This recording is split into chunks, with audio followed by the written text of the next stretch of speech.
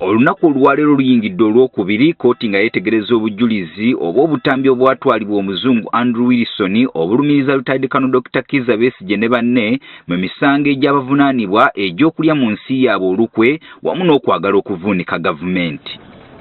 Akatambi akazannyiddwa kkooti olwaleero, Wilson ategeezezza kkooti nti kaakwatibwa mu nsinkano ey'okubiri gye baalimu ne Besigye ko ne Joel Wakayima nga 28 Gatonnya 2024 Geneva mu ggwanga erya Switzerland. Akatambi kano kalaga abantu basatu okuli ye kennyini Andrew Wilson, omulala agambibwa okuba Retired Colonel Dr. Kizza Besigye kw'ossa ne munywanyi we Joel Wakayima. Mu nsisinkano eno, Wilson annyonnyodde kkooti ng'essira we baliteeka ku ky'okukola obulumbaganyi ku mukulembeze w'eggwanga nga beeyambisa obunyonyi bu drone. My Lord, I just mentioned an incident.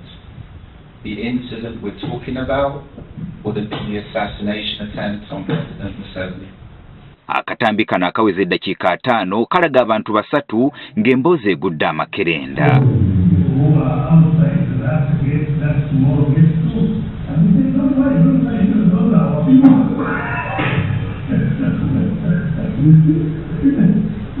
Nti mu kafubo kano Dr. Kizza Besigye we yaviirayo n'ekirowoozo eky'okusiba obulumbaganyi bwe baali baagala okuteekateeka ku kabinja k'abayeekera aba ADF. Ategeezezza kkooti nti okwawukanako n'emirundi egyali gisoose, Besigye ku mulundi guno yalabika nga mukkakkamu nnyo era nti yeenyigira bulungi mu biteeso byonna.